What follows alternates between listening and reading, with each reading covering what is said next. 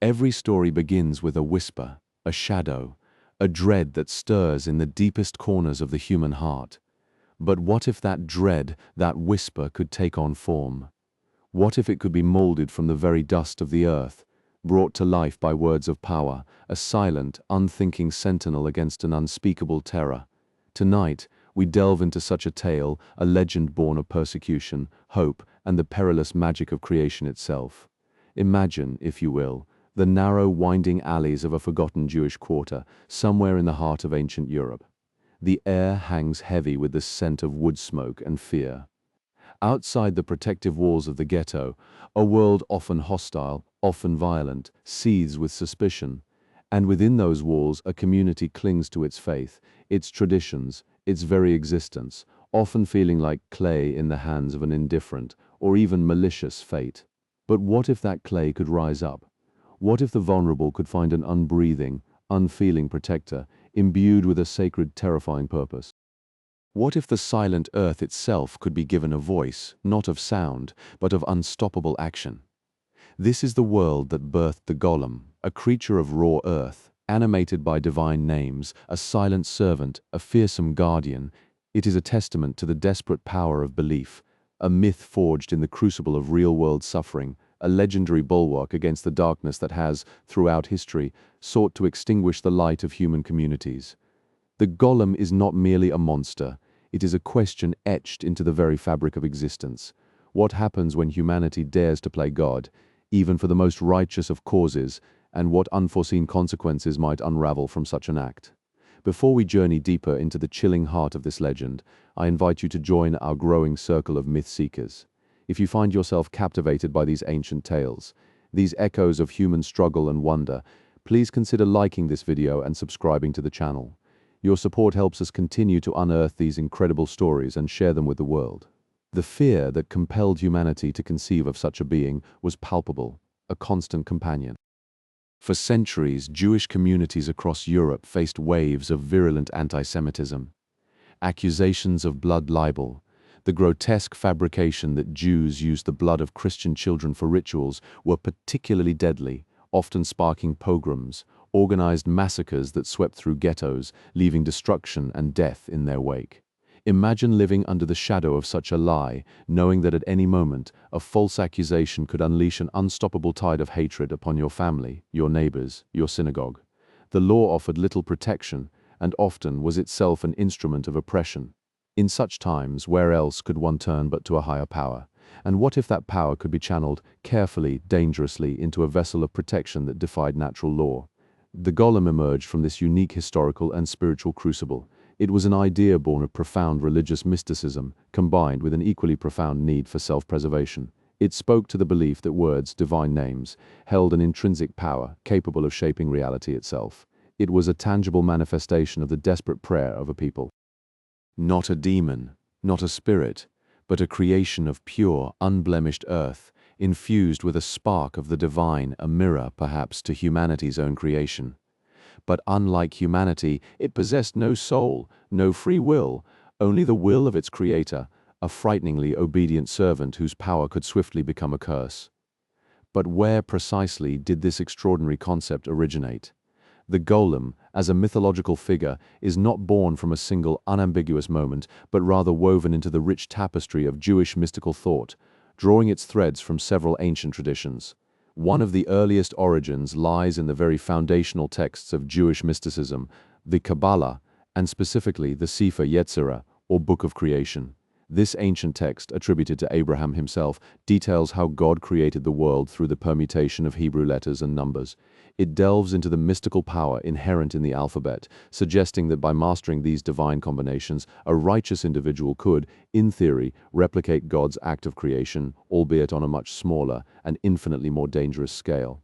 Think of the story of Adam, the first man, created by God from the dust of the earth. The Hebrew word for earth is Adamah, directly linking Adam to his primal material. In some interpretations, Adam himself was initially a golem, a shapeless, unformed mass, lacking a soul or intellect, until God breathed life into him. The golem, in this sense, becomes a human attempt to mimic the divine process, to create life from inert matter, without the ultimate spark of a soul. It's a profound, almost blasphemous endeavor, yet deeply rooted in humanity's longing for understanding and control over creation itself. The legend serves as a cautionary tale. While one might craft the body, the soul remains solely in the divine domain. Any lesser creation risks becoming a soulless automaton, a tool without moral compass, a silent, unthinking force that can swiftly turn on its master. Another origin story ties the golem to the practical magic and dire needs of isolated communities. Throughout history, particularly in medieval and early modern Europe, Jewish communities often found themselves vulnerable. Ghettos offered a semblance of protection, but were also prisons. When local authorities were unable or unwilling to protect them from violence or worse, were complicit in it, where could they turn? The golem offered a powerful, if mythical answer. It wasn't a human soldier who could be swayed, corrupted, or killed. It was a tireless, unthinking force of nature, bound only by its creator's will. Tales emerged of revered rabbis and mystics, driven to desperation by persecution, attempting to create these clay servants, not for personal gain or glory, but as a last, desperate line of defense for their people. These stories often feature the golem performing menial tasks by day, blending into the background, only to transform into an unstoppable guardian against nighttime raids or false accusations, a spectral presence that struck terror into the hearts of their persecutors. A third interpretation suggests the golem is less about literal creation and more about the psychological and spiritual state of unformed humanity. The word golem itself in modern Hebrew can mean cocoon, pupa, or even dummy or clumsy. In the Psalms, the word galmi refers to an unformed substance, an embryonic state, highlighting an absence of completion or refinement. This suggests the golem as a metaphor for the raw, unrefined human being, a vessel without consciousness, a body without a soul, or perhaps even the primal, unreasoning aspects of the human psyche that must be controlled and directed by a higher intellect. It is the untamed, the impulsive, the powerful but directionless force within us all, needing the divine spark of wisdom and intention to become truly human. In this context, the golem's eventual rampages become a stark reminder of what happens when base power is unleashed without spiritual guidance or moral boundaries, a terrifying reflection of human potential for destruction when unchecked. These origins coalesce into a chilling understanding. The golem is born from the profound interplay of sacred texts, desperate circumstances, and the eternal philosophical questions of creation and control. It is a creature that tests the very limits of human and divine power, a silent sentinel etched into the very core of Jewish mystical thought, poised to answer a call that few would ever dare to utter. While tales of golems existed in various forms for centuries, whispered in hushed tones among scholars and mystics, one legend stands above all others, solidifying the golem's place in the collective imagination. This is the enduring, gripping story of the Golem of Prague, created by the illustrious Rabbi Judah Loew ben Bezalel, also known as the Maharal of Prague, in the late 16th century. To understand the gravity of this tale, we must transport ourselves to the Prague of 1580, a city of emperors and alchemists, but also a city where the Jewish community lived in perpetual peril, often serving as scapegoats for any societal ill.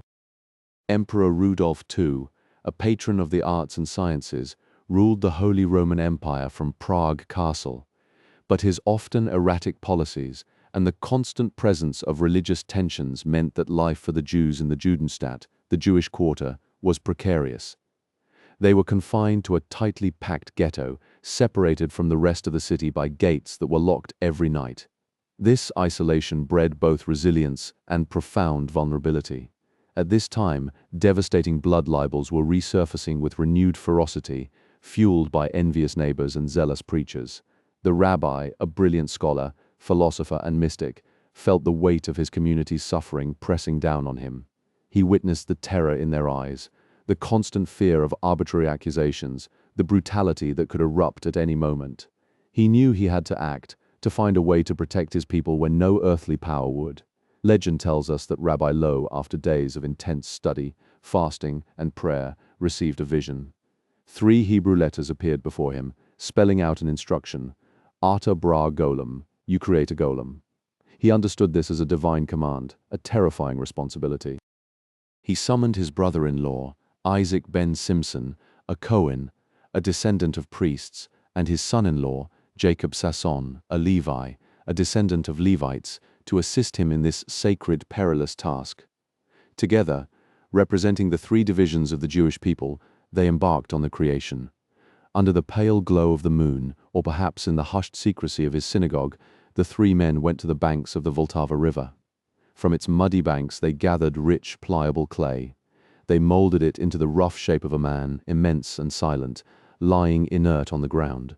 Then, around this clay effigy, they walked 7 times, chanting sacred incantations, weaving permutations of Hebrew letters and divine names drawn from the Sefer Yetzirah.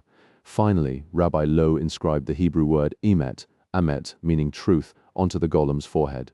Another account suggests he placed a parchment bearing the Shem HaMepharash, the ineffable name of God, beneath its tongue.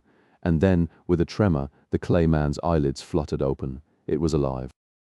Not with a breath or a soul, but with an animating force, a silent, unthinking will.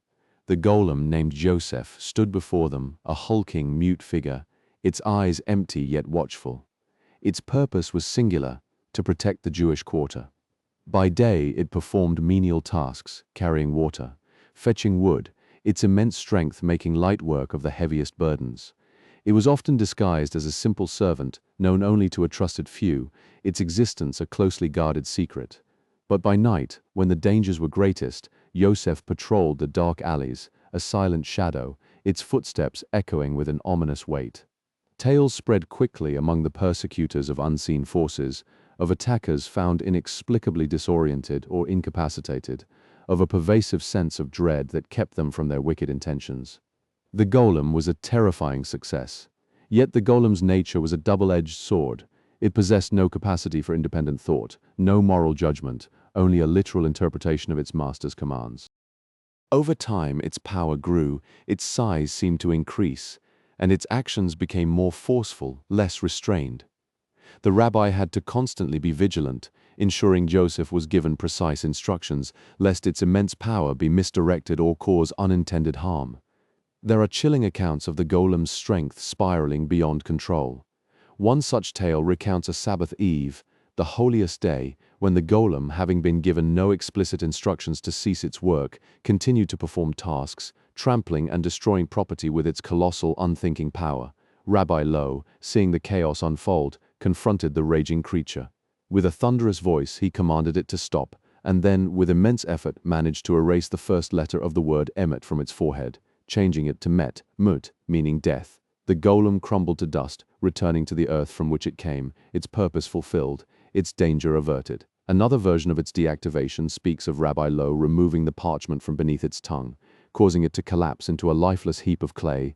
He then hid its remnants in the attic, the Geniza, of the Old New Synagogue, Altneuschul, a place usually reserved for discarded sacred texts. There, it is said, the golem awaits, perhaps dormant, perhaps merely a pile of dust, ready to be reanimated should the need arise again. To this day, the attic of the Altneuschul remains inaccessible to the public, adding an air of tantalizing mystery to the legend. People still whisper that the golem lies there, a silent guardian, a symbol of both hope and the profound dangers of unchecked power. This incredible story, with its blend of historical context, mystical ritual, and a tangible threat, became the definitive golem narrative. It provided comfort and a sense of empowerment to a people who often felt powerless, a symbol of strength against overwhelming odds. If you've been listening intently, perhaps you've already formed your own theories about the golem. Is it a literal truth, a mystical possibility, or a powerful allegory? Leave a comment below with your interpretation. I'd love to hear your thoughts and theories on this ancient mystery. Beyond its literal interpretation as a clay automaton, the golem held profound symbolic meaning for Jewish communities and continues to resonate deeply today. Firstly, it served as a powerful symbol of self-defense and the enduring hope for protection in times of intense persecution. For a people often denied the right to bear arms or defend themselves legally, the golem represented a form of divine intervention, a protector conjured from the very earth to safeguard them when all else failed. It embodied resilience, the spirit of survival against seemingly insurmountable odds. Secondly, the golem symbolized the immense power of language and divine names. In Jewish mysticism, Hebrew letters are not merely symbols, they are the building blocks of creation, imbued with sacred energy. The act of bringing the golem to life through the manipulation of these letters and the ineffable name of God underscored the belief in the profound transformative power of speech and sacred knowledge. It was a reminder that words, when understood and used correctly, could literally shape reality, but also that such power came with tremendous responsibility. Thirdly, and perhaps most importantly, the golem became a cautionary tale about the dangers of unchecked power and humanity's attempts to mimic divine creation. The golem's lack of a soul, its inability to reason, and its eventual tendency to become uncontrollable served as a stark warning. It illustrated that while humanity might possess the knowledge to create a powerful tool, it often lacked the wisdom and foresight to fully control its consequences.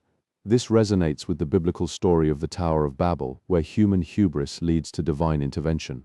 The golem's rampages and eventual deactivation highlighted the fragile balance between creation and destruction, a delicate dance between good intentions and unintended, catastrophic outcomes. It questioned the very ethics of creating a being without a soul, and the moral burden such a creation places upon its master. The golem also symbolized the other within human society, or even within ourselves, the raw, unthinking force that needs to be guided by intellect and morality. Its muteness, its immense strength, and its singular purpose spoke to the primal, unreasoning aspects of existence. In a world full of complex ethical dilemmas, the golem offered a stark, simple mirror. Power without wisdom is inherently dangerous, a force that will ultimately turn upon its creator, demanding a reckoning. Despite the detailed narratives and the precise locations, an undeniable air of mystery continues to shroud the golem. Did Rabbi Lowe truly create a living clay figure, or was it a legend spun from his immense spiritual authority and the desperate needs of his community? The inaccessibility of the Alt-Neuschel attic, where the golem is supposedly dormant, only deepens the enigma. Scholars and historians debate whether the story of the Prague golem is a literal account, a symbolic narrative, or a blend of both.